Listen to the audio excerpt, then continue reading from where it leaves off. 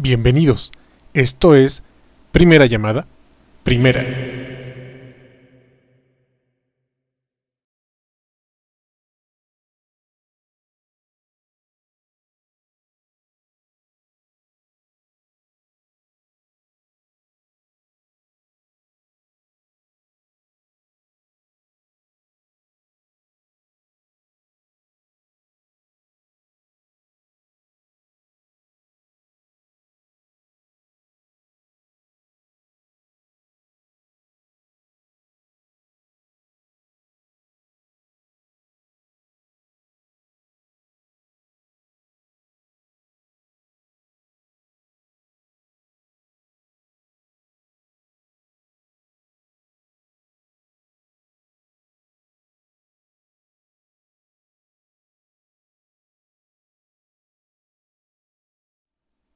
Esto es Segunda Llamada, Segunda.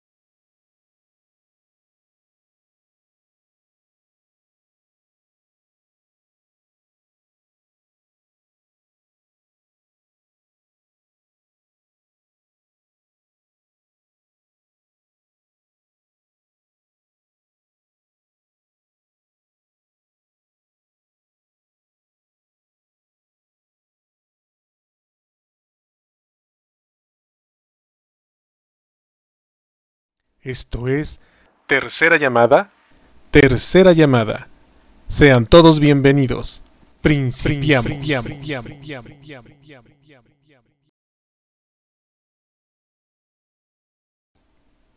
Hola, sean bienvenidos una vez más a una emisión de Miércoles de Chicharrón, aquí en ¿A Poco No?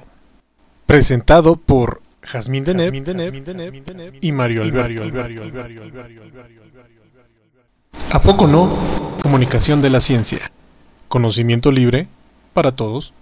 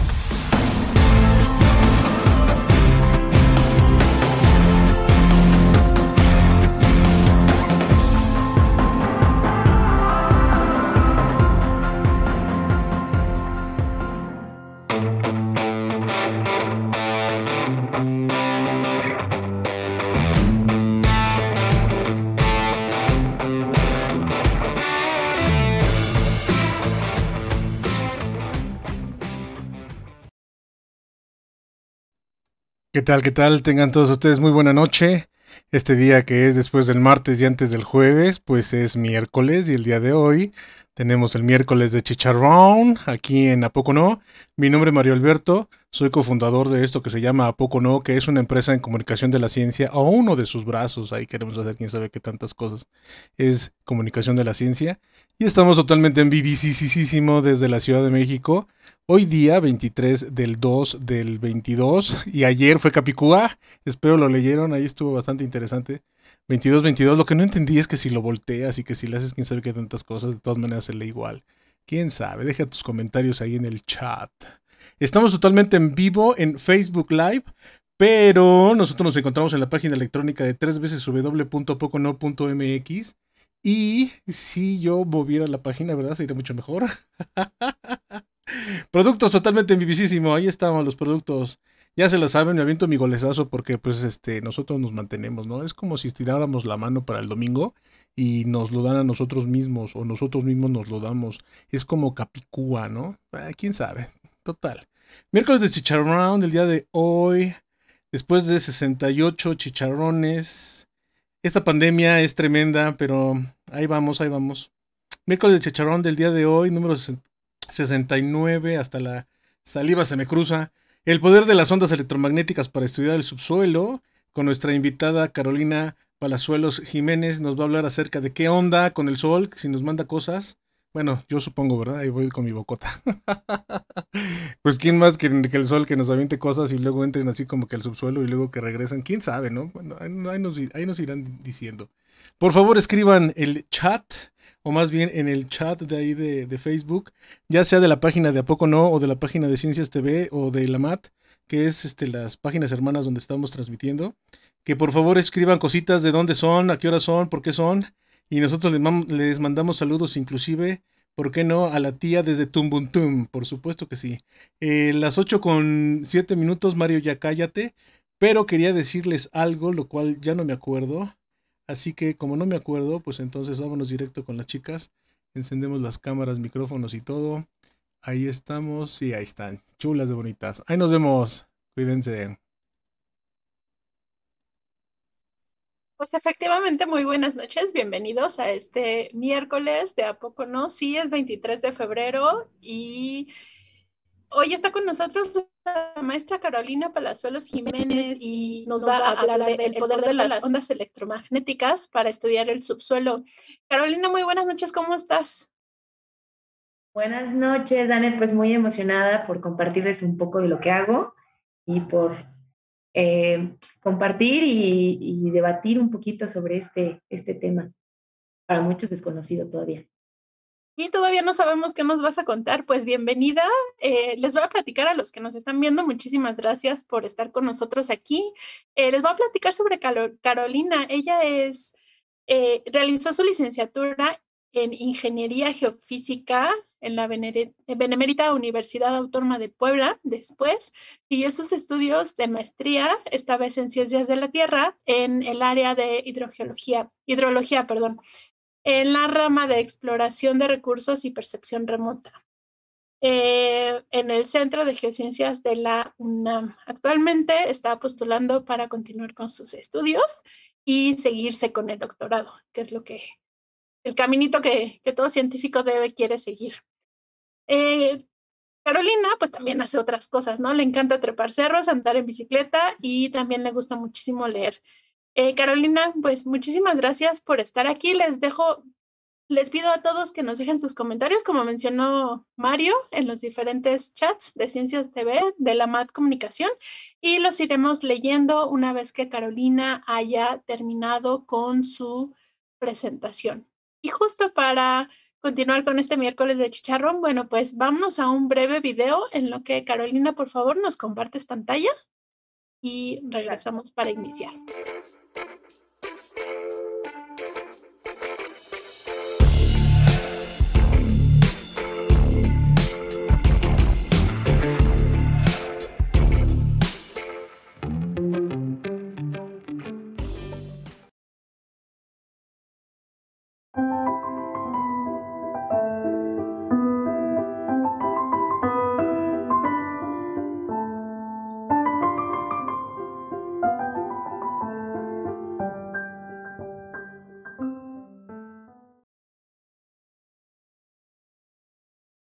Listo, tenemos todo preparado para escuchar a Carolina con el poder de las ondas electromagnéticas para estudiar el subsuelo.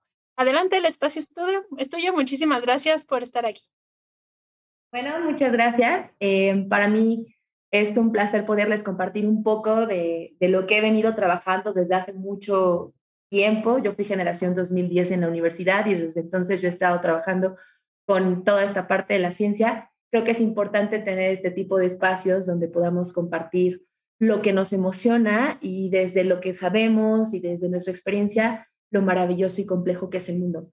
De lo que yo les voy a hablar en esta ocasión es sobre cómo podemos utilizar las ondas electromagnéticas para el estudio del subsuelo. Y bueno, Esto no puede hablarse sin antes tomar en cuenta qué es el electromagnetismo. El electromagnetismo va a ser la relación que hay entre el campo eléctrico y el campo magnético. Es algo que nosotros vemos en distintas manifestaciones en la naturaleza, por ejemplo, en las auroras boreales o en los arcoíris. En el caso de las auroras boreales, lo que tenemos es una emisión de partículas desde el Sol que interactúan con nuestra atmósfera y también con el campo magnético, y al tener esta interacción tenemos como resultado los colores también que vemos en el cielo, que también dependen de la composición que se tenga en la atmósfera. Otro ejemplo del electromagnetismo lo tenemos en los arcoíris. Los arcoíris se forman porque la luz incide sobre las gotas de agua, esta refleja y da diferentes longitudes de onda que se representan con diferentes colores. Ambos eventos naturales, es curioso, yo me pongo a pensar y digo, bueno, han ocurrido desde siempre, pero ¿desde cuándo se le ha dado una explicación coherente a todo esto que ha pasado y desde cuándo sabemos cómo se generaron y qué es lo que se necesita para generarlo? Es más fácil, a lo que voy con esto, puntualizar los fenómenos físicos que poderles dar una explicación. Para poderle dar una explicación a cualquier fenómeno es necesario formular hipótesis, experimentar, fallar, jalarte los pelos, llorar y volverlo a intentar hasta en el momento en que alguien logra conjuntar el trabajo de todos previamente y obtener información valiosa para darle una aplicación. Nosotros no podemos aplicar algo que desconocemos y eso pasa en cualquier ramo de la ciencia y lo mismo pasó con el electromagnetismo. No pudo darse una aplicación del fenómeno hasta que se comprendió. Y esto ya lo vemos en nuestra vida diaria, por ejemplo, con la televisión o con el radio, que se transmite la información a través de ondas electromagnéticas y que no es necesariamente que las ondas estén conectadas a la televisión, ¿no? Sino es algo que existe, que no se toca, pero que podemos utilizar de manera práctica en nuestro día a día. Y bueno, en toda esta historia hubieron muchísimas personas involucradas y es por eso que yo les he puesto aquí el suena chisme, pero es verdad.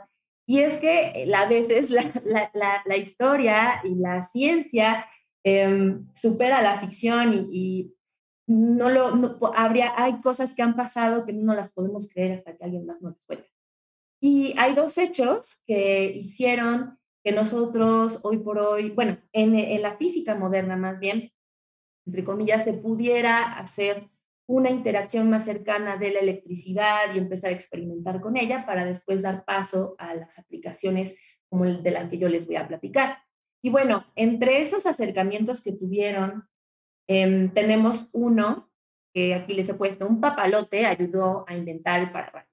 Y el segundo es que la disección de una rana permitió que todos tuviéramos una infancia feliz. Y bueno, ¿cómo es esto posible? En el primer caso, un experimento que fue realizado por Benjamin Franklin, que se los pongo, que fue un político y aparte un científico estadounidense, por allá de 1750. Él y sus colegas estaban como muy interesados en si realmente las tormentas tenían cargas eléctricas y querían comprobarlo. No sé realmente, he leído bastante del tema y hay algunos que dicen que sí fue Benjamin el que lo inventó, otros dicen que hubo alguien antes, pero de que es el más famoso, es el más famoso. Entonces yo les voy a comentar pues, cómo es que él realizó este experimento. Y resulta que él tomó un papalote, el cual tenía en la puntita algo metálico. Estaba este papalote, como que conocemos, tenía un hilito, el cual venía humedecido y amarrado a un instrumento metálico, el cual a su vez estaba como conectado a una botella de Leysen, que no es más que un condensador antiguo, donde se iba a concentrar la descarga eléctrica si es que realmente las tormentas la tenían. Entonces Benjamin salió, hizo el experimento y comprobó que realmente esto ocurría. Y bueno, esto que a él le generó curiosidad y a los científicos de su época, dio el paso para que posteriormente se inventara el pararrayos. El pararrayos, que todos los hemos visto como cosas horribles que están sobre las casas, que son metálicas, ayudan a que si hay una incidencia de un rayo sobre la estructura, pues esta no se dañe, porque lo que va a hacer el pararrayos va a ser captar toda la energía, la va a canalizar a tierra, donde no va a haber ningún efecto sobre la estructura. Este fue uno y fue muy importante porque, de los experimentos, porque al final fue, como mencionó, una de las primeras interacciones que tenía el hombre con la electricidad, pues qué fenómenos en la naturaleza sí los tienen, cómo los podemos utilizar, cómo los podemos canalizar. Después de esto, siguió alguien llamado Galvani, quien esta historia es increíble. Estaba en su laboratorio y tenía dispositivos, bueno, estaba trabajando con material metálico, el cual estaba conectado a una corriente.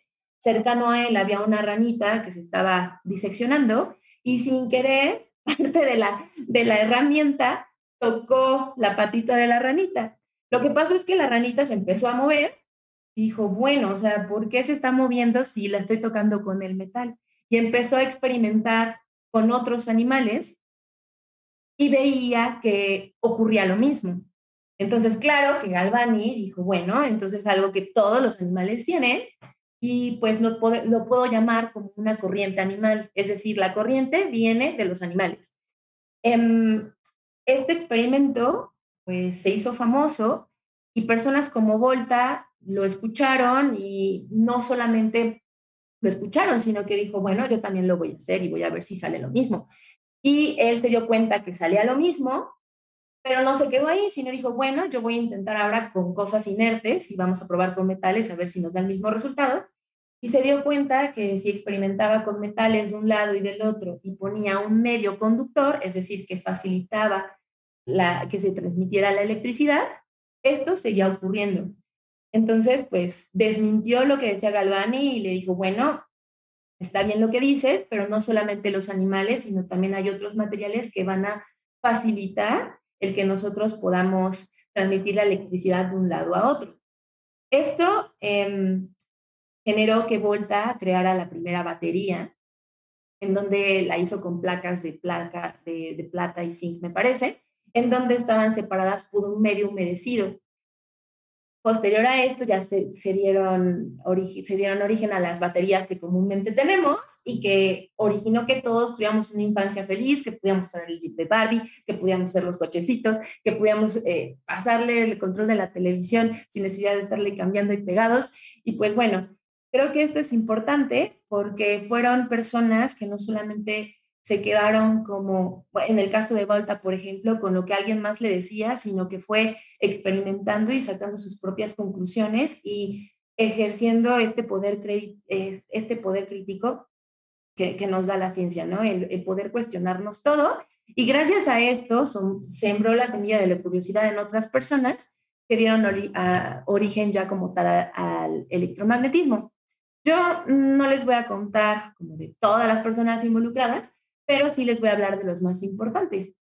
Entre estas personas tenemos a Oster, quien fue un científico danés.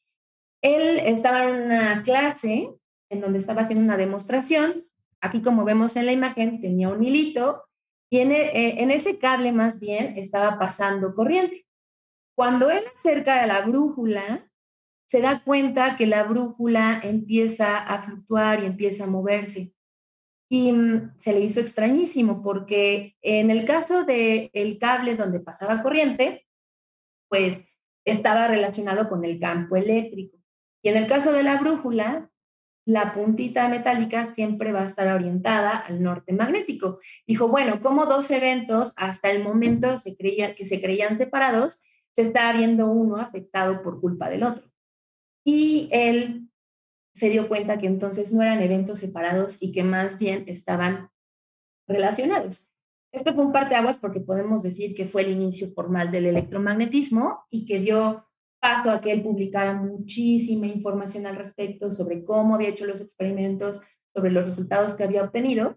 Y esta información llegó a Faraday, quien pues no tuvo él es un científico meramente experimental, porque pues él no tuvo más que la formación básica y él entró de ayudante a un laboratorio de química en donde se da cuenta de las cosas que está haciendo Oster y dice, bueno, yo también quiero hacerlo. y empieza a rehacer los experimentos y no conforme con eso empieza a hablar y a investigar más sobre el electromagnetismo y se da cuenta que si nosotros ponemos un imán en movimiento, este imán en movimiento también va a generar cargas eléctricas. Él lo hizo a través de una bobina donde tenías cable metal, bueno, enredado metálico de un lado y del otro, y metía una corriente y se daba cuenta que cuando él interrumpía la corriente y ese campo se generaba en la parte central, eso se reflejaba en la otra bobina que estaba en el otro extremo. Entonces, él relacionó así que también los campos magnéticos van a dar origen a corrientes eléctricas. Esto es parte fundamental de lo que nosotros como geofísicos utilizamos para poder estudiar el subsuelo y que no solamente fue, bueno, lo descubrí ya. Lo que pasaba con Faraday es que al final era un científico experimental y no tenía toda esta parte de background físico y matemático que le ayudara y que ayudaba a poder representar matemáticamente lo que había descubierto. Entonces, a esta historia resumida llegó Maxwell, quien sí tenía toda esta experiencia y pudo resumir en 4 ecuaciones el trabajo de sus colegas previos, hizo algunas pequeñas modificaciones, pero al final él fue quien, de manera relativamente simple, hizo estas ecuaciones y con ellas es posible explicar cualquier fenómeno electromagnético que podamos imaginar.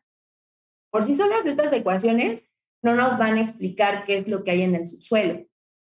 Como geofísicos, nosotros lo que estudiamos son las respuestas físicas de los materiales para poderlos comprender.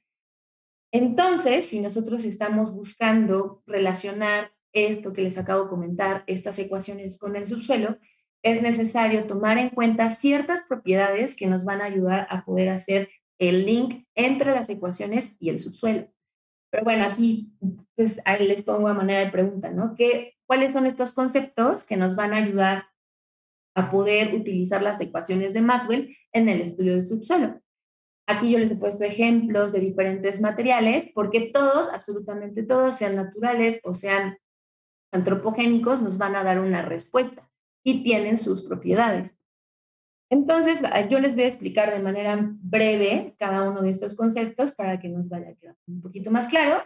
Entre ellos es qué es el campo magnético. El campo magnético pues, se va a generar por las cargas en movimiento. Estas cargas en movimiento van a estar en el centro de la Tierra, en la parte del núcleo que es líquida. Una vez entendiendo cómo es que se forma el campo magnético, podemos hablar entonces de lo que es la permeabilidad magnética. La permeabilidad va a ser la cualidad que va a tener el material de aceptar o no las propiedades del campo magnético que está actuando sobre él.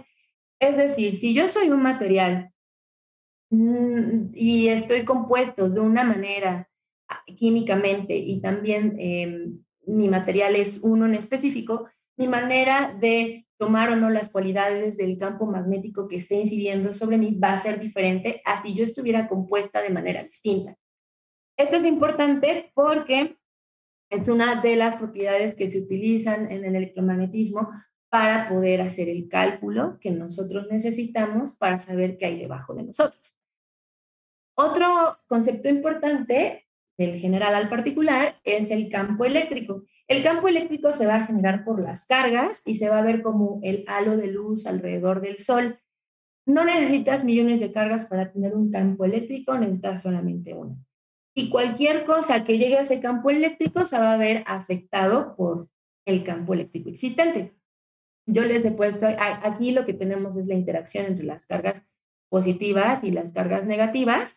Y yo creo que a todos en la primaria nos pusieron este tipo de experimentos en donde frotábamos el globo y hacíamos que algún objeto se moviera. Y esto es por el intercambio que hay de electrones con la materia. Entonces, algo que se vuelve positivo porque frotamos va a acercar las cosas negativas. Eso es un principio básico de esto de la electricidad.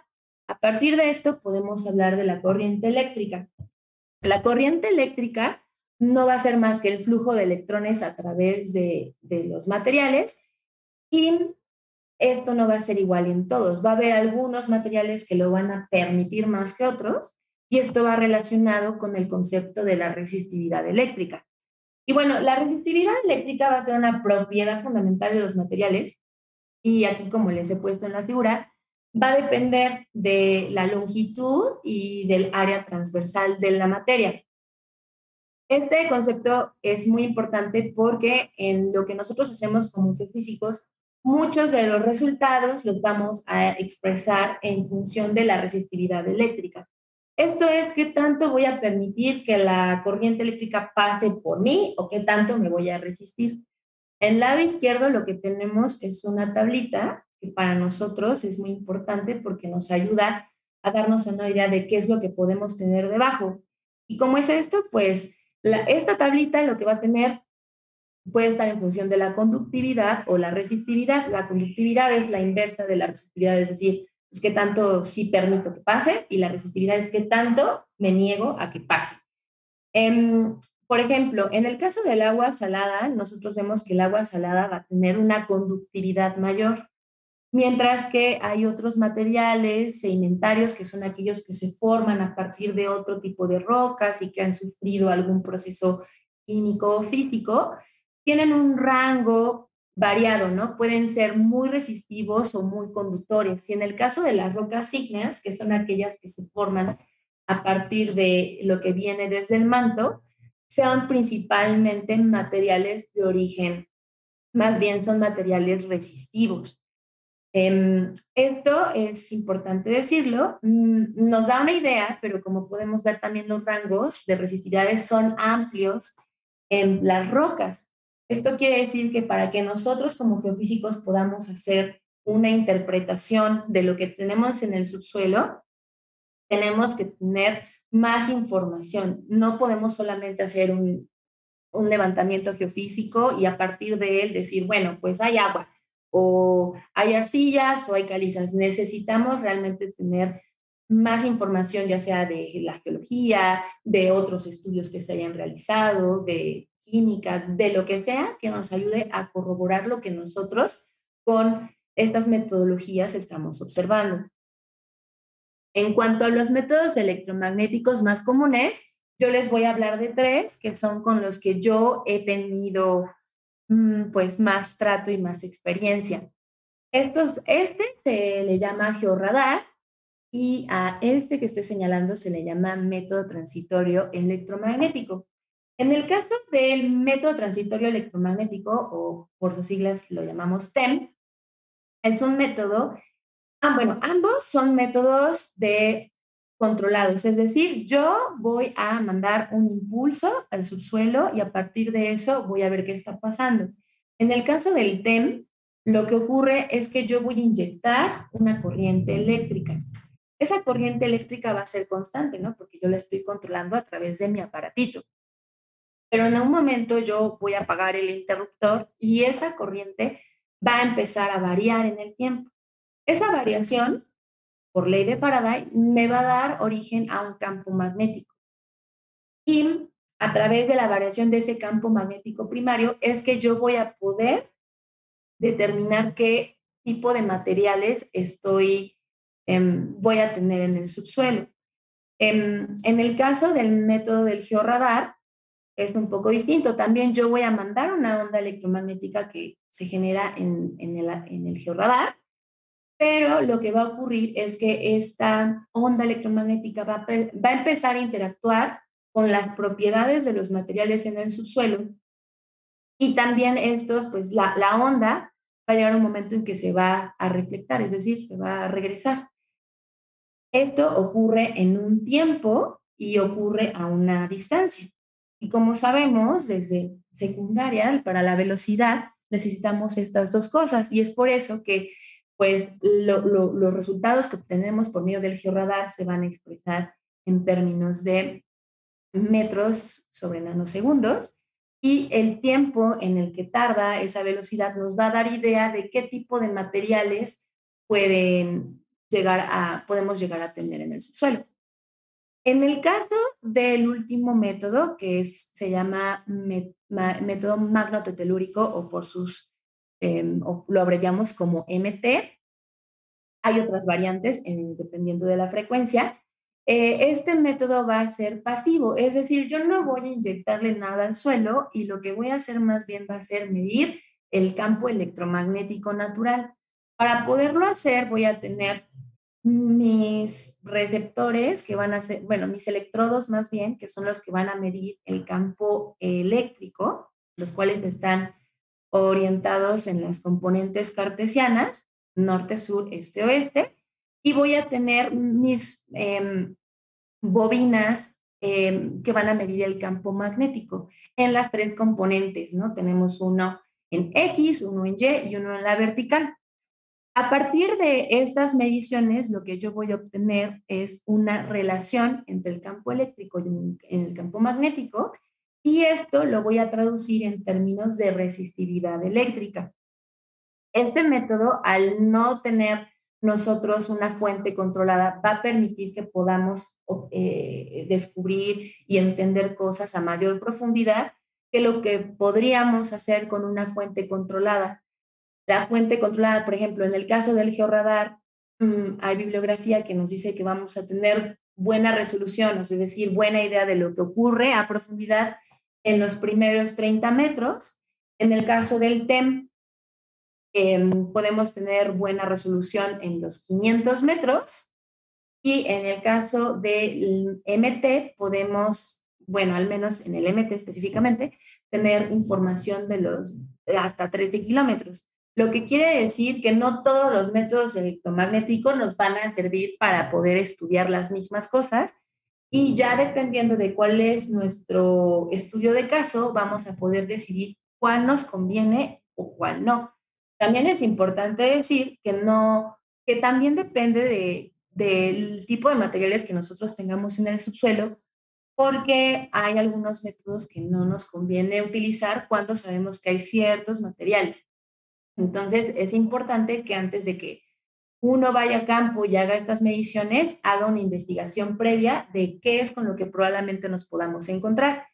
Este tipo de métodos sí tienen estas ventajas en cuanto a que podemos nosotros obtener gran cantidad de información en poco tiempo y que nos dan una idea general de la zona, pero también se ven afectadas, por ejemplo, por la actividad del ser humano. Si nosotros, por ejemplo, en el caso del método MT queremos hacerlo en la ciudad, las mediciones pues van a salir mal porque tenemos el campo electromagnético que está en las antenas gigantes, también tenemos los metales de los coches, etcétera, etcétera. Entonces, realmente sí hay que tener cuidado de dónde podemos o no realizar este tipo de estudios para poder tener resultados que valgan la pena interpretar. Ahora, ¿cómo es que nosotros vamos a poder representar la información? Yo se los puse aquí de manera muy sencilla. En lo que tenemos aquí es, por ejemplo, en la parte superior es un perfil geológico. Bueno, más bien la representación de la geología a profundidad. Esta geología se encuentra delimitada por líneas amarillas, las que nos indican que hay un cambio en la geología por la formación de la zona. Esto yo lo tomé de un estudio de TEM. Para los TEM, estos cambios de color, cuando hablamos de materiales que son muy conductores, los vamos a expresar en color azul, y cuando los son muy resistivos van a estar en color rojizo. Como podemos ver aquí, hay ciertos contrastes, lo que nos va a indicar que lo que está pasando es que hay cambios, ya sea porque el tipo de rocas cambió, porque hay fallas, porque hay fracturas, porque hay la presencia de agua. Pero quieran o no, lo que nos está indicando es que hay un cambio. Ya nosotros, tomando en cuenta, como mencioné anteriormente, toda la información previa, podemos asociarlo a cierto tipo de rocas, a la presencia de agua, a que hay fallas o estructuras que están afectando el sistema. Es así como nosotros lo vamos a representar. Ahora, ¿qué nos van a permitir explorar? Los métodos geofísicos son bastante nobles en cuanto a su aplicación, y es de verdad de chile, mole y dulce. En este caso yo les he puesto algunas de las aplicaciones. En el caso por ejemplo, de la geotecnia, en donde nos interesa saber las cualidades del suelo para poder construir o darle mantenimiento a tuberías, a cableado, podemos aplicar métodos electromagnéticos porque lo que nos van a ayudar es a detectar dónde están las tuberías sin necesidad de que tengamos que, ay, chin, no me acuerdo dónde está, bueno, a ver, ábrele y a ver si no las encontramos. O sea, no es así, sino más bien esto nos da una idea sin necesidad de estar a prueba y error, también para tomar decisiones en cuanto a, bueno, cómo está el suelo, hay algo que hay que hacerle, necesitamos reforzar en alguna parte, nos va a aguantar la estructura que nosotros estamos pensando poner, hay algo como, no sé, agua que nos podamos pasar a llevar por la construcción de esto. Todas estas cuestiones las podemos observar con lo que es la geofísica. También podemos ver cosas de tipo arqueológico, y yo les puse un ejemplo en donde vemos que la figura es bastante regular y que lo que nos está queriendo decir es que esto fue la construcción por el hombre. Muchas veces en zonas arqueológicas nosotros no queremos dañar lo que está arriba, ¿no? Y nos pasó, por ejemplo, aquí en Puebla con la pirámide de Cholula, que si hoy por hoy sabemos que tiene la base más grande del mundo en cuanto a pirámides, es porque se hicieron ese tipo de estudios y si no hubieran existido, probablemente lo que subieron, no, la solución hubiera sido, bueno, pues quitamos la iglesia y vemos de qué tamaño está. La idea es que nosotros no seamos invasivos con el medio, que podamos comprender lo que hay debajo sin afectar casi nada lo que tenemos por la parte superficial. Hay otro tipo de estudios que ya son más bien de la dinámica terrestre, en donde podemos ver cuál es la interacción entre la corteza y el manto, podemos ver cuál es el comportamiento de la subducción de una placa tectónica y otra, entre otras cuestiones. En cuanto a la agricultura, los métodos electromagnéticos están siendo actualmente aplicados y eso me parece una cosa bastante nueva e innovadora. Y les cuento por qué. Esto nace de algo que se llama agricultura de precisión. La agricultura de precisión van a ser todas estas metodologías que van a ayudar a preservar el suelo, que es un recurso no renovable. Nos va a ayudar a poder darle un mayor aprovechamiento, cuidándolo, y esto se va a ver reflejado en la calidad de los cultivos y también en el rendimiento, es decir, nos va a dar cosas más bonitas y más. Y nació en lugares, la aplicación de los métodos geofísicos, en lugares donde el clima es bastante extremo. Los rusos empezaron con esto, también Estados Unidos empezó con esto, porque, en el caso de los rusos, porque se dieron cuenta que ellos tenían un clima bastante extremo y que necesitaban utilizar todas las herramientas que fueran posibles para que mejoraran la calidad de los cultivos. Esto ha ayudado, entre otras cosas, al cuidado del agua y a mejorar económicamente en algunos sitios lo que han obtenido de cultivar la tierra. En la cuestión petrolera, los métodos electromagnéticos son también ampliamente utilizados para localizar en dónde se encuentran estas campas petroleras y también para ver si realmente o no vale la pena hacer los pozos de exploración, que son bastante caros, y pues empresas y demás no se van a arriesgar a hacerlo por nada. Estos métodos van a permitir tener un panorama muy amplio de una región y decir, bueno, aquí vale la pena, aquí no, aquí tal vez necesitamos hacer más estudios, pero te ayuda a focalizar esas zonas de interés. En la cuestión hidrogeológica, es posible aplicar también los métodos electromagnéticos para poder comprender cuál es la interacción del agua subterránea con las rocas que se encuentran, y esto tiene una aplicación directa en nosotros. Este tipo de trabajos nos van a ayudar bastante porque vamos a poder determinar en dónde hay agua, si es que hay un condominio que construir, si nosotros no tenemos agua, podemos localizar en dónde está. Y bueno, como anécdota personal nos ha pasado bastante, y no sé si a ustedes les ha pasado, que hay zonas en donde hacen esto de la varita, en donde le llaman al señor varero, y el varero va con su varita y lo pone en la tierra y según esto la varita te indica dónde está el agua. Y nosotros nos reímos bastante porque sí son bastante populares estas personas. Y nosotros decimos, bueno, tanto estudio y tanto nada, y nos hubieran dado mejor varita 1 y varita 2.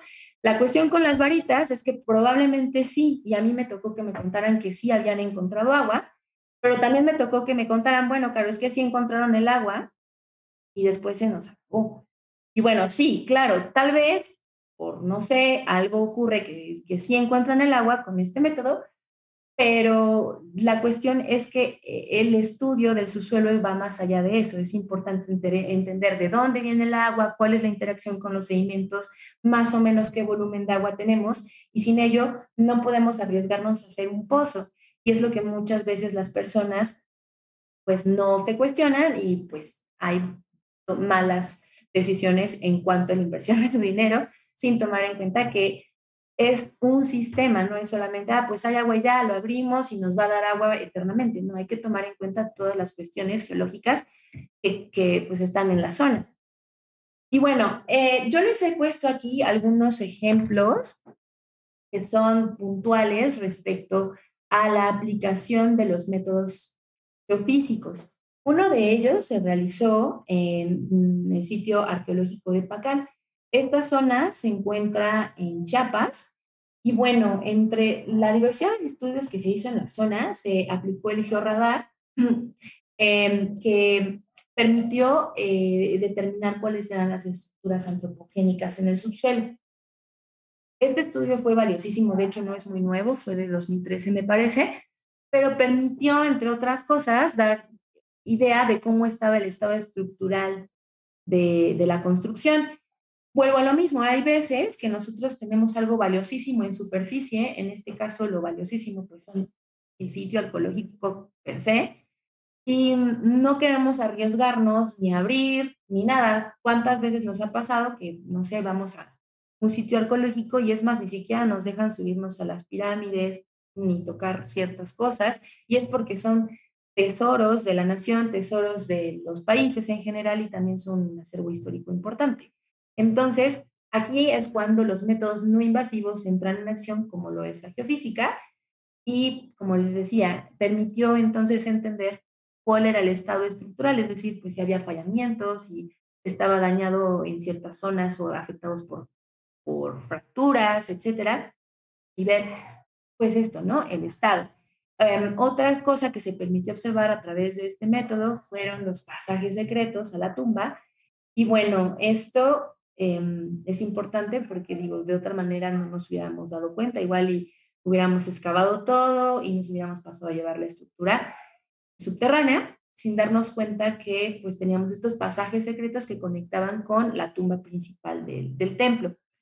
Además, se pudo determinar cuál era la actividad previa a la construcción del templo y la localización de una probable red hidráulica. Esto en un principio se tenía la teoría que era otra cosa y gracias a los estudios geofísicos permitieron tener mayor cantidad de información y tener un panorama más amplio de lo que estaba ocurriendo en el subsuelo para darse cuenta que probablemente lo que tenían ahí era una red hidráulica y de las más antiguas del mundo.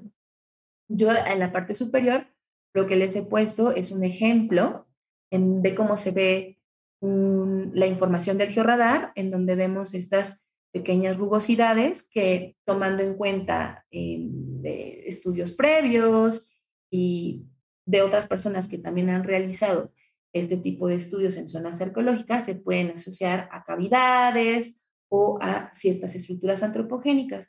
En cuanto a los estudios del georradar, como se acuerdan que les comenté hace ratito, tienen una buena definición en los primeros 30 metros, por lo que generalmente son estos los que se utilizan para cuestiones más someras, para la construcción, para saber la textura del suelo, para identificar tuberías, cableado o para cuestiones que tengan que ver con la arqueología. Bueno, en el caso de la agricultura, bueno, tenemos que también se utilizó el georradar. En este caso del que yo les voy a platicar, que es en los viñedos de California, se utilizó esto para ver de qué manera se podía hacer un uso más consciente del agua. No es la única aplicación. De hecho, para la agricultura, como todavía es nuevo, se han hecho diferentes pruebas y errores para ver qué pasa si hacemos esto y si quitamos esto y tal en parcelas experimentales. Y también se ha desarrollado como, y se ha dado apogeo de los métodos electromagnéticos porque se ha visto que han sido aplicables no solo para detectar esto en cuanto al contenido de agua y el uso consciente de ella, sino también, por ejemplo, para ver qué tipo, si afecta mucho que tengamos a las vacas pastando en donde también cultivamos, si afecta mucho cierto tipo de fertilizantes, qué pasa entonces si yo hago el mismo cultivo todo el tiempo o hago un cultivo se me fue el nombre, pero de rotación, o sea, vamos rotando diferentes cultivos. ¿Qué pasa si yo cambio el tipo en la que estoy labrando la tierra? Todo esto no es que la geofísica lo diga, sino que ha sido un método que ha complementado bastante bien lo que se obtiene en el laboratorio, lo que se obtiene con métodos convencionales para el estudio del suelo.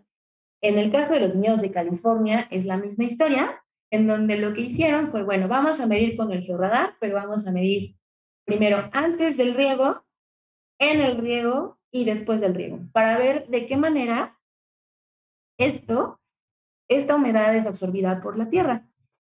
Lo que se dieron cuenta es que el agua no era absorbida de la misma manera, lo que nos habla de que la textura del suelo, es decir, sus componentes, no eran los mismos de manera homogénea. Y creo que esto, si nos ponemos a pensar, es un poco lógico. Si estamos agarrando un terreno enorme, es difícil pensar que todo va a ser exactamente igual. Ellos encontraron estas heterogeneidades y entonces dijeron, bueno, hay que ubicar las zonas que necesitan más agua, hay que ubicar las zonas en donde se nos está negando, porque esto va a dar un beneficio no solo económico, sino también a las plantas y a cómo estamos nosotros trabajando el suelo. Hay estudios también, por ejemplo, que nos hablan de, bueno, vamos a cultivar papa, vamos a trabajar con este tipo de laboreo y vamos a ver si funciona y luego van cambiando para ver cuál es el ideal en función del tipo de cultivo.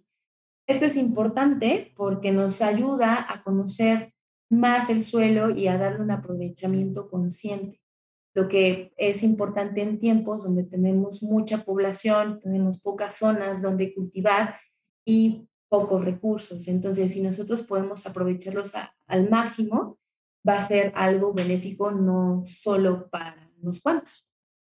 Y bueno, el último ejemplo que les traigo aquí de la aplicación de los métodos electromagnéticos es el que yo hice en mi estudio de la maestría.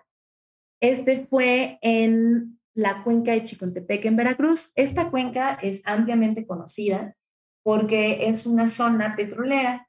Entonces, la industria y el gremio científico se han dedicado a estudiar esta zona por esa razón.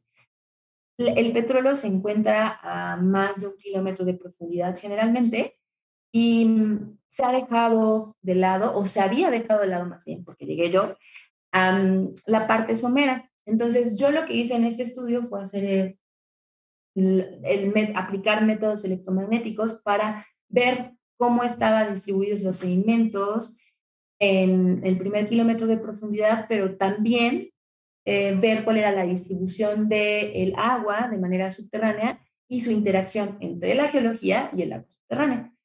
Esto lo hice utilizando también la información de las zonas de recarga. Aquí aquí yo les puse fotitos de lo que yo trabajé estando en mi zona de estudio, en donde yo medí los niveles estáticos del agua subterránea para calcular hacia dónde iba el gradiente hidráulico, es decir, hacia dónde se estaba moviendo el agua y poderlo correlacionar con la información que yo obtuve a través de métodos electromagnéticos. Los que yo utilicé específicamente fue el TEM y el AMT. Es como el MT, pero de alta frecuencia, lo que nos permite ver la parte somera de la zona de estudio, en este caso el 1 kilómetro. Y bueno, también esto permitió identificar ciertas estructuras geológicas que se tenían en la zona. Y bueno, todo con el mismo objetivo de ver cómo era la interacción entre el agua y la distribución sedimentaria.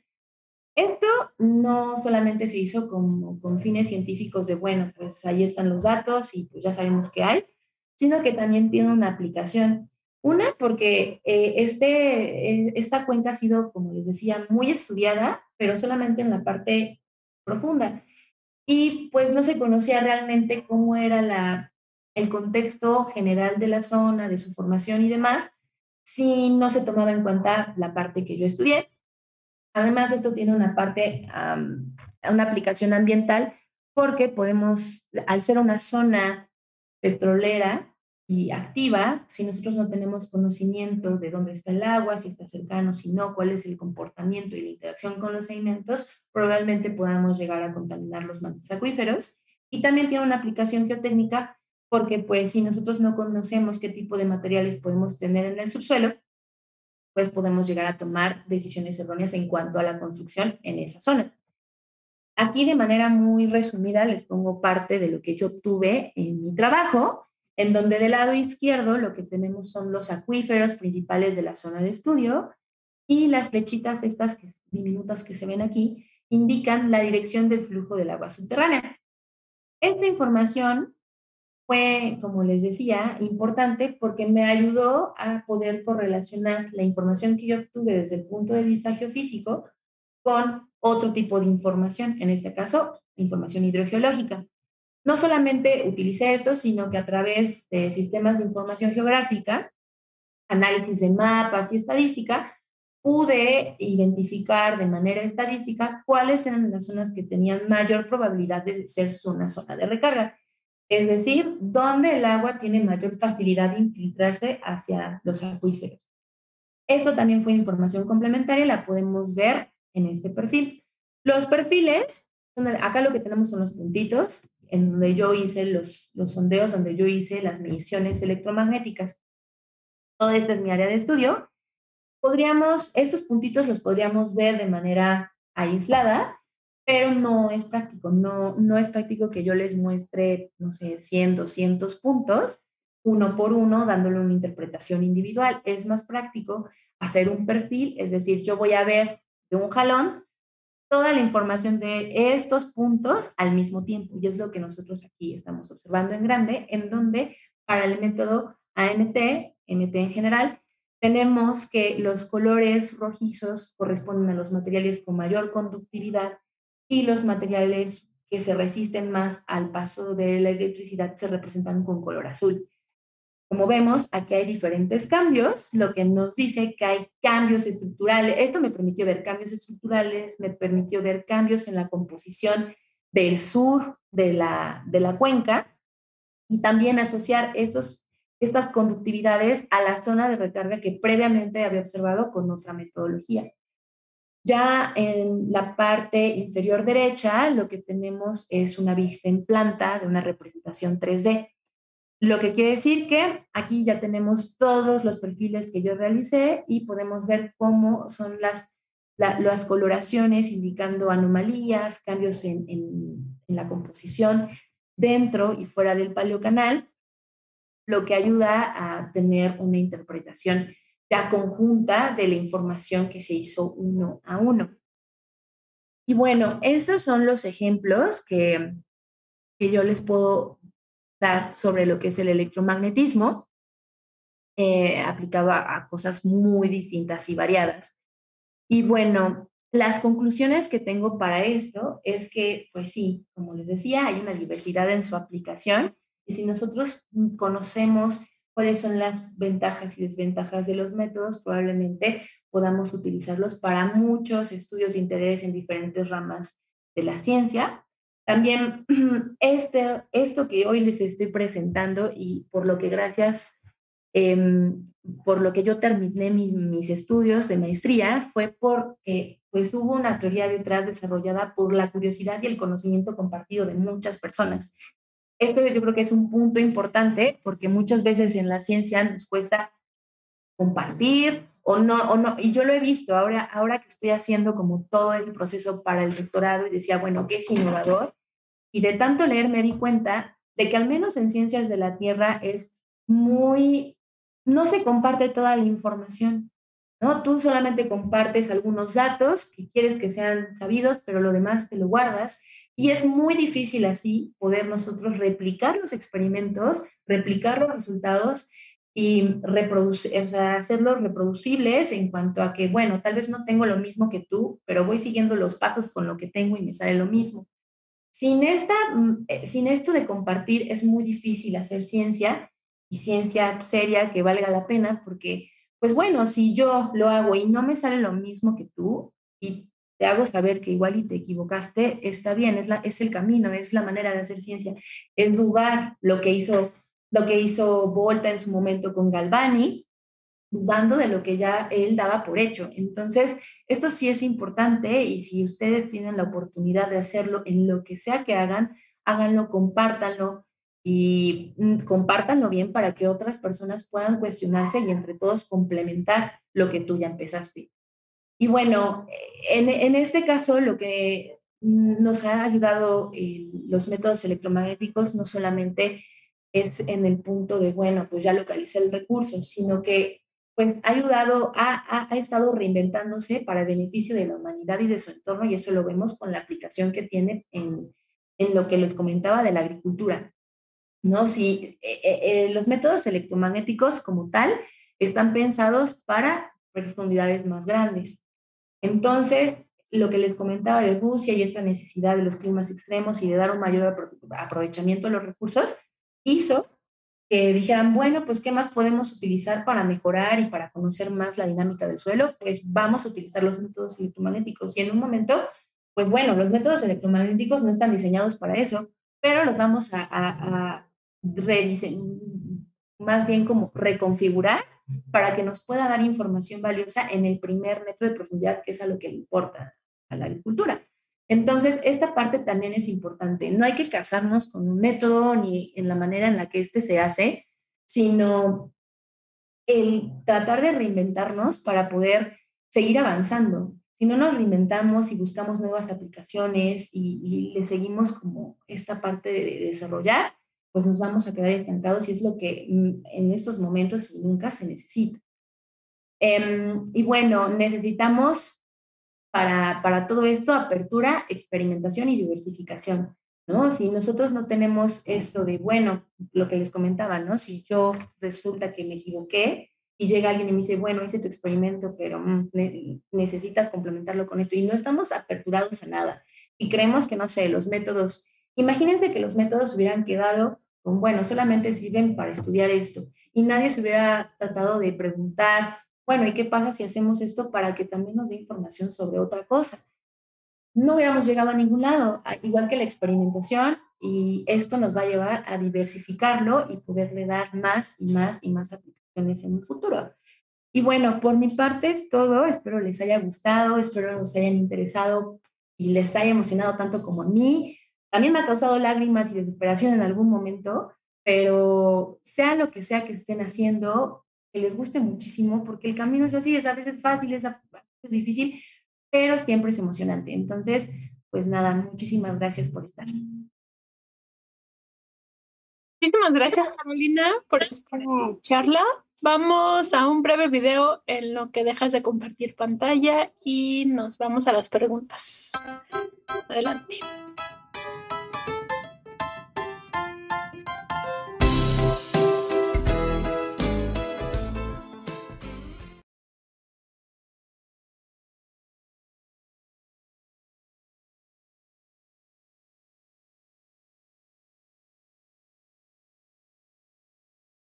Saludos desde Chillota, Chile, desde Matamoros, Tamaulipas, desde Valparaíso, Chile, también en Perú, otra vez en Chile, en este caso de Antofagasta. Muchísimas gracias a todos ustedes que nos están viendo. Vámonos directo con las preguntas. Te pregunta David Cabrera, ¿cuál sería la aplicación de cada uno de los tres métodos que mencionaste? Me parece que después nos lo explicaste, pero ¿hubiera algo que nos quisieras recalcar brevemente? Bueno, igual y sí, igual y alguien tiene eso, no sé. Pero como les comentaba, ¿no? Al final estos métodos, dependiendo de cuál es la fuente, que en el caso de los controlados, que es algo que tú estás inyectando, van a tener un alcance menor al que cuando tú mides y los campos electromagnéticos naturales. Entonces, en función de esto y del tipo de propiedades que tienes en el suelo, va a ser qué te conviene y qué no utilizar. En el caso, por ejemplo, del georradar, como les mencionaba, hay aplicaciones sobre todo como es en la parte muy, muy, muy cercana a la superficie, para cosas, no vamos a poder estudiar las placas tectónicas, no vamos a poder estudiar la relación entre la corteza y el manto, no vamos a poder estudiar, por ejemplo, una estructura que se encuentre a más de 30 metros de profundidad. Entonces, la aplicación que tienen este tipo de métodos es más para cuestiones geotécnicas, en donde vemos cosas que tienen que ver con la construcción, identificar tuberías, identificar cimientos o construcciones de origen antropogénico, arqueología, lo de la base de la pirámide de Cholula. Todo este tipo de cosas se pueden estudiar a través de este tipo de métodos. También, por ejemplo, en la parte de la agricultura, para ver cuál es la textura del suelo, qué parte está más húmeda que otra, y con eso la humedad en los materiales va a ser diferente, ¿no? Hay materiales que absorben más energía y hay otros que la dejan pasar, y pues eso también nos va a dar una idea de qué materiales son, y con esto saber pues si necesitamos hacer modificaciones para hacer alguna construcción o simplemente para entender cómo está una zona en cuestión de investigación, nada más. En el caso del transitorio electromagnético, es un método que tiene un potencial de alcance mayor, 500 metros, y por ejemplo, en mi caso, yo lo utilicé para estudiar el agua subterránea. Entonces, con esto, pues puedes ver cómo está distribuida el agua y cuál es la relación con los sedimentos. Claro, este método no te va a dar la definición que te da el radar en los primeros 30 metros, pero sí te va a dar una buena definición a partir de los 100 metros probablemente. En el caso de los métodos MT, perdón, este método sí te permite penetrar más, y entonces si tú quieres estudiar la interacción entre placas tectónicas o algo ya más dinámico, manto y corteza, lo puedes hacer con este tipo de métodos.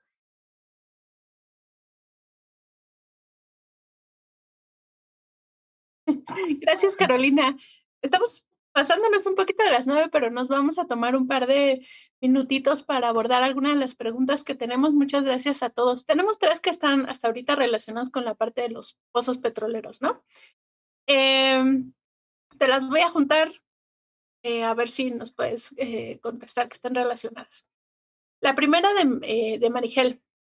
En la aplicación, los métodos en pozos petroleros, ¿qué probabilidad y confianza hay de su aplicación y o resultado relacionado con los pozos petroleros? Eira nos pregunta también, ¿cuáles son algunos parámetros más importantes que se obtienen a través de los estudios de los métodos electromagnéticos en la exploración petrolera? Y finalmente, hasta ahorita, Bernie nos está preguntando, en el caso del estudio hidrogeológico, ¿a qué profundidad se encontró el acuífero y si el petróleo no lo contamina?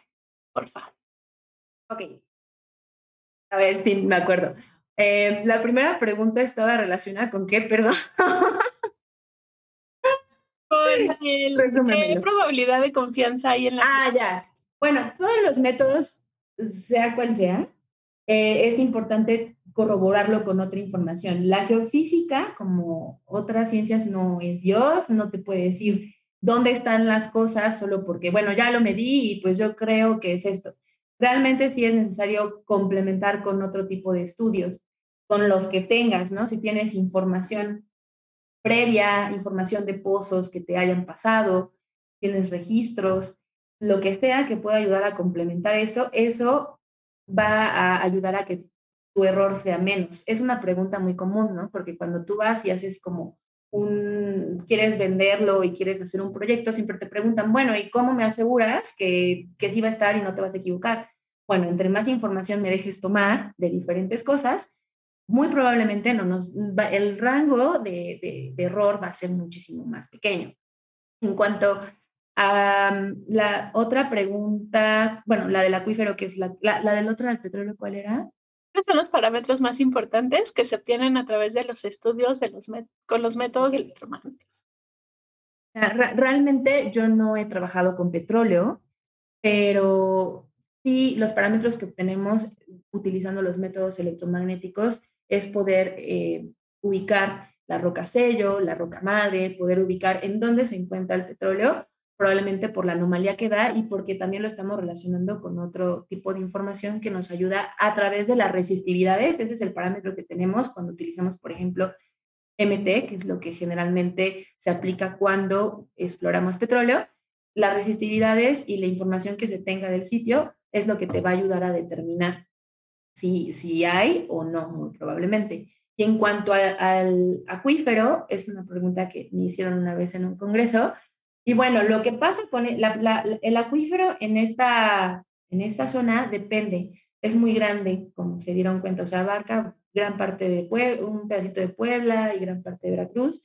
Y bueno, en esa zona, en algunos perfiles sí, el nivel del agua estaba muy somero, o sea, apenas los 20, 30 metros.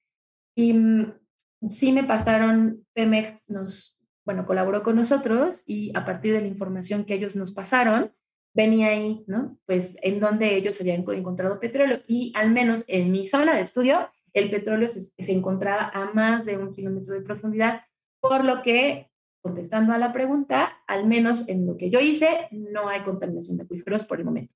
Por el momento.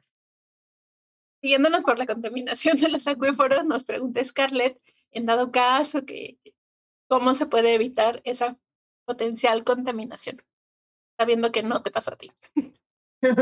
Pues evitándolo, pues sería tener ubicado en donde se encuentran estas zonas para evitar hacer los pozos petroleros justamente donde está el acuífero. Si nosotros pues abrimos justamente en donde está, pues al final es una formación natural y no es como que digamos, bueno, la vamos a entubar toda y la vamos a canalizar a otro lado para que no nos contamine el petróleo, ¿no? Viéndolo desde el punto al revés. Y no es así, ¿no? Al final son formaciones que están ahí y no es como que las podamos canalizar hacia otro lado, entonces más bien tener la precaución de no hacer ese tipo de construcciones en donde sabemos que hay un acuífero pues tan cercano a la superficie, es más. Muchísimas gracias. Mandamos saludos a Oscar desde Colombia, a Jaciel en Guadalajara, a Pardar en Calchahuahuacho, espero haberlo pronunciado adecuadamente. Y regresamos con las preguntas. Isabel quiere saber qué software se utiliza para el procesado y la interpretación de los datos obtenidos en los levantamientos, o por lo menos cuál usaste tú. Mira, el que yo utilicé, la verdad es que se llama WinLink. En WinLink yo hice el procesamiento, es un software libre, entonces, bueno, no, creo que no es libre, pero bueno, todo el mundo lo tiene, entonces ese es en el que todos, o la mayoría lo procesamos, todo, sí, no, no es cierto, no es cierto, todo es súper legal. Y pues este es el que generalmente utilizamos y ya para hacer las representaciones 3D y todo, te puedes apoyar de uno que se llama Rockworks, también es libre, súper libre. Y si no, pues yo algunas cosas, la verdad, las hice en PowerPoint porque ya estaba muy harta y quedan muy bien. Pero el procesado tal cual lo hice en un... Entonces, muchísimas gracias. Ya se me movió aquí todo. Gemma nos pregunta, ¿qué método recomendarías para conocer la estructura interna de los volcanes y el desarrollo de los procesos volcánicos? Bueno, generalmente se utiliza para sísmica, pero sí es que en cuanto a métodos electromagnéticos, pues se han aplicado, por ejemplo, MT, ya que pues tú necesitas saber, puedes utilizar probablemente TEM también, pero pues como son estructuras que van más allá de los 500 metros, o bueno, tienes mejor definición, pues podrías utilizar una MT, por ejemplo, para estudiar esto. Digo, no es mi área de estudio y no me gustaría mentirle a nadie, pero si tuviera que elegir uno, sería alguno de esos dos, porque el georradar, por lo que habíamos visto, pues 30 metros para una estructura volcánica realmente no sirve de mucho. Hay, por ejemplo, en la aplicación de la geotermia, que pues también tiene que ver con algo similar, pues ahí se utilizan los MT ya a mayores profundidades porque te interesa saber cómo es la distribución más allá de los 30 metros. Siguiendo justo con el tamaño, sí importa, nos pregunta Mariana, ¿cuánto terreno se debe de ocupar se necesita para hacer un estudio geoelectromagnético? Pues depende, pero mínimo un área de 50 por 50 y esta zona tiene que ser plana. Eso sí es complicado a veces, ¿no? Porque a nosotros nos pasaba en campo que luego llegábamos, porque tú realmente pones los puntos en Google Earth y llegas y te vas dando cuenta que, oh, sorpresa, no está lo suficientemente plano. Y tiene que estarlo, porque la teoría está diseñado, está tomando en cuenta que donde tú lo estás poniendo es plano y tiene que ser un área, no más de eso, porque si tú, o sea, si no, si por ejemplo en los MT no puedes hacerlo más grande y no te alcanzan los 50 por 50 también, si es más, un poquito menos, tampoco se acaba el mundo, pero si lo quieres hacer más grande, hay problemas, o sea, tiene que ser de esa medida. Porque también captas más, pero también captas más del ruido de todo, y entonces tus datos, en vez de estar bonitos, van a estar feos. Entonces no queremos eso. Muchísimas gracias. Oye, Daniel te pregunta si se puede utilizar el método para saber si hay algún riesgo en las zonas arqueológicas y conocer su estabilidad a lo largo del tiempo. Sí, sí se pueden aplicar. Realmente el georradar es el que se utiliza para esas cuestiones, y así como lo utilizamos para la aplicación en estructuras de ahora, no modernas, también podemos utilizarlo para saber, ¿no? Como pasó en el ejemplo que les puse de Pacal, en donde de hecho aplicaron este método para ver cuál era el estado estructural de la parte subterránea de esta zona arqueológica. Esto es súper padre. Oye, nos preguntan, tenemos muchas preguntas, agradecemos mucho sus preguntas y sus comentarios. Tienes muchas felicitaciones por esta excelente explicación que nos diste. Ya casi se nos acaba el tiempo, entonces un par de preguntitas más y nos vamos a cenar. Saúl pregunta, ¿qué método electromagnético consideras el más eficiente para la exploración minera? Método electromagnético más eficiente para la exploración minera. Pues realmente para la exploración minera yo he visto que son más comunes los métodos, el magnético, por ejemplo, pero si yo tuviera que elegir uno, yo he visto que se han hecho trabajos, por ejemplo, con el georradar. Entonces, realmente ahí yo no estoy como muy metida en esa área, pero creo que por lo que yo he visto en algunos trabajos es el que se utiliza de manera común. En ese. Muchísimas gracias. Creo que ya nos estamos saliendo un poquito de el tema.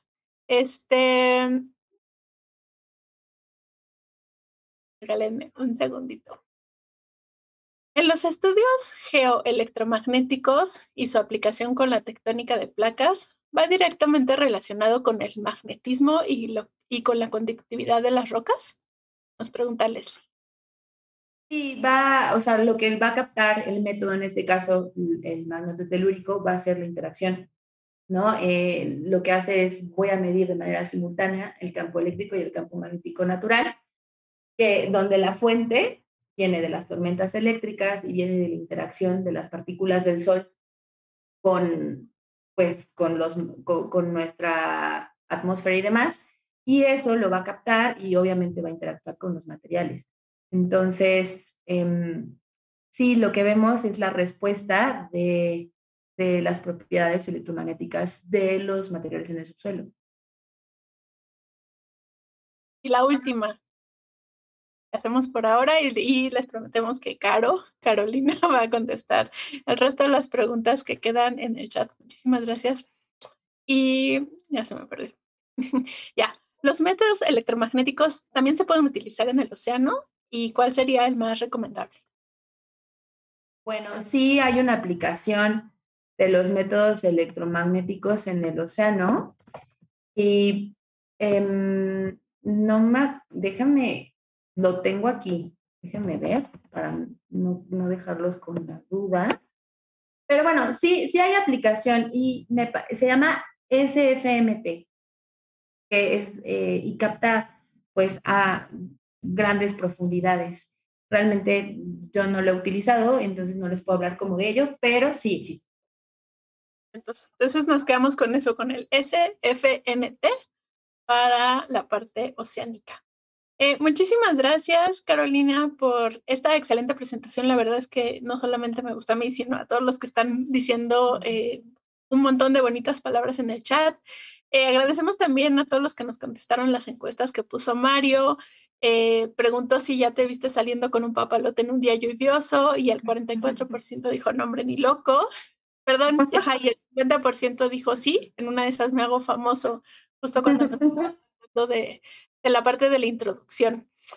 Los invitamos a seguir nuestras redes sociales, Facebook, Twitter, Instagram, LinkedIn. Chequen la página, tenemos productos. Esta es la penúltima semana de nuestro Never Ending curso de identificación de moluscos en la sección de poliplacóforos. Y por último, bueno, pues nos vemos en el siguiente miércoles de Chicharrón. Nos vemos la siguiente semana. Agradecemos muchísimo a nuestra ponente el día de hoy, Carolina Palazuelos, que nos habló de el poder de las ondas electromagnéticas para estudiar el subsuelo. Carolina, muchísimas gracias. Gracias. Nos vemos en otra sesión. Que estén muy bien. Buenas noches. Gracias, Mario.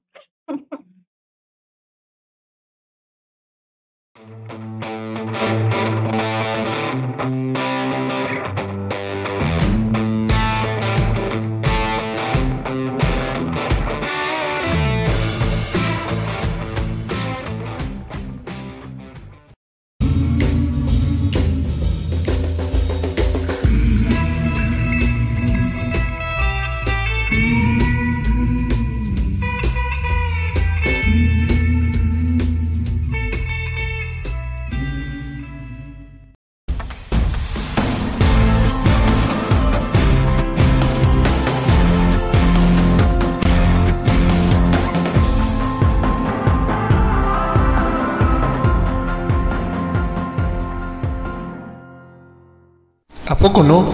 Comunicación de la ciencia. Conocimiento libre para todos.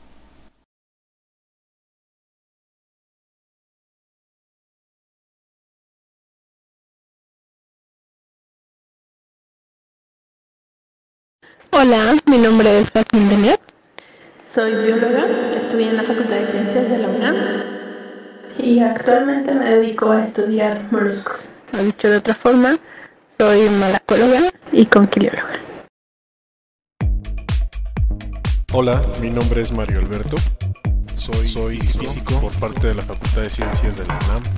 Y pues estamos aquí haciendo una empresita que llamamos ¿A poco no?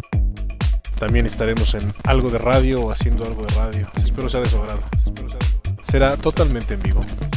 Gracias.